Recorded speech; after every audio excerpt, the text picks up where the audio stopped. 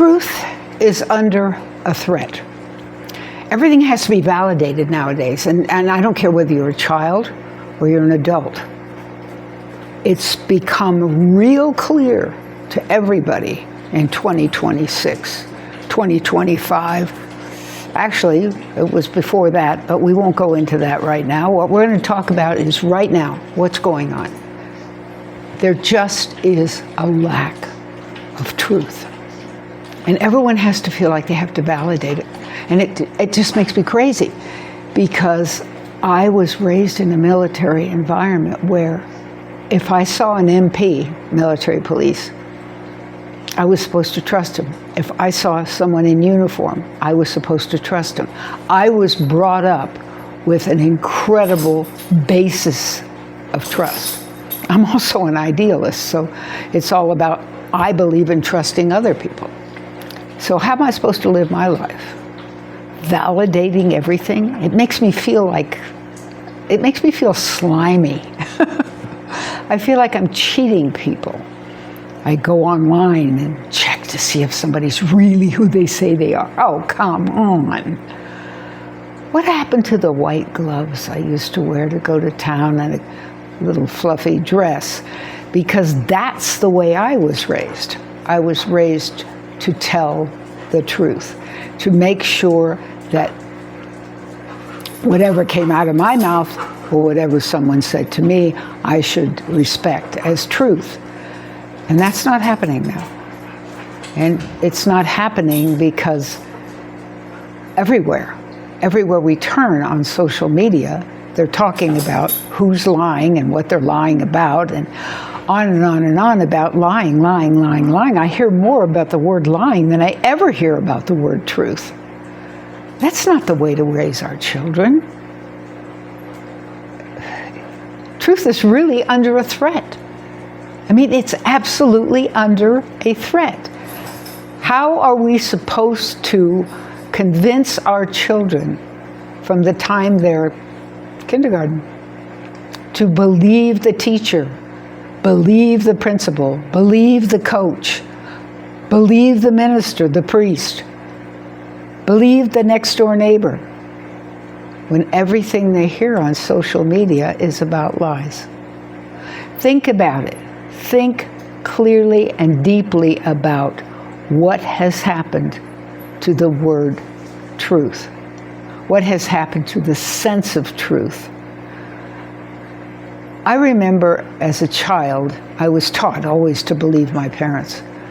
But I remember there came a time, a very early time in life, when I realized that my mother was constantly lying to me. And I could not understand why that was happening, because my father never lied to me. He always told me what was going on.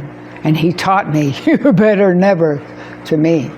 Oh, well, no, I didn't lie to my parents. I didn't sneak off and do all things, weird things. The only time I snuck off was when I went off to get married. Other than that, I didn't lie to my parents. I did not lie to my parents. That's the way it was. And I didn't lie to other people either, because it's the basis of who I am. I mean, it was so deeply ingrained in me, and I've become such an idealist over the years that there's no space for that.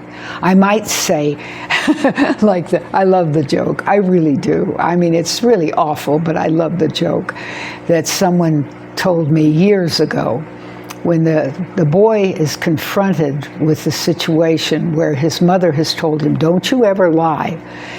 And so he's in this high school prom, and he's dancing with a girl, and she also told him, always say something nice. So he started to look up at her, and he said, you know, you don't sweat much for a fat girl. Well, yes, that's the truth, but that's not diplomacy. He might have said, wow, you're certainly agile. I'm much more agile than I expected. That way you haven't said what he said. So I think that's not going to happen with our kids, because that takes some real work, and it takes some maturity. And our little ones won't be mature enough to come up with that different kind of an answer. And it really concerns me. It concerns me a great deal.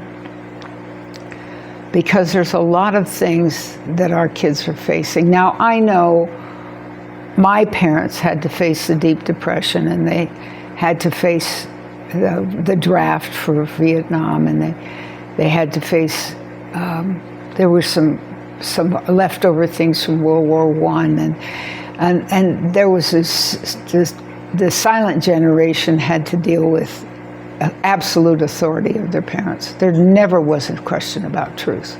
It just didn't exist. And when we came along as the baby boomers, things changed a little bit, but because we had Vietnam and we were told that we were supposed to be there for 20 years, I mean, come on. So that wasn't true. But I remember when I finally realized my mother for sure was not telling me the truth. I asked her about the fact that all the women that I saw as models had flat stomachs. And she said, well, yes, that's because you must always hold your stomach in all the time. And I was stunned. I went back to my room and I sat there and I thought about it. I was studying for a class and I thought, I can't hold my stomach in and study for this class. That's not true. That can't be true. And that was the first time I really knew that not everything coming out of my mother's mouth was the truth. And I remember when he was an employer of mine, told me to take off my wristband that I was wearing for Colonel Hildebrand, who was a POW in the Vietnam War. We had these wristbands that the idea was to look at it and keep thinking that the person was going to come back. He did come back. He was in the first plane back. And when they told me I had to take it off, I always obeyed authority. That was just part of being a military kid. I said, I can't. What do you mean you can't? And I said, I can't, because I'm a military daughter. I'm a military niece, and I just have too much respect for the military. This man is a POW. And so he said, well, you need to do something about that rash. And he walked away. He had told me he would fire me. It was the first time in my life that I can remember confronting authority. And I remember saying to myself, wow, I confronted authority. I was in my late 20s, because I was supporting a family of 6 at the time, and I would have lost my job. But that was when I realized that sometimes you just have to question things. And it's very hard, but we need to teach our children that, and it's really tough. And I hope this makes sense to all of you. If you've got any questions for me, please go down below and leave something. Leave a comment, subscribe, like, whatever you want to do. But for sure, check out my school. It will be at the end of this video. It's a SKOOL, and it's an opportunity to go online and talk with me about whatever you want to talk about. Because I'm old, and I've been a lot of places over a lot of years and seen a lot of people from a lot of different cultures, and I'd like to answer questions for you. If you're interested. If you're not, that's okay. Thanks for coming.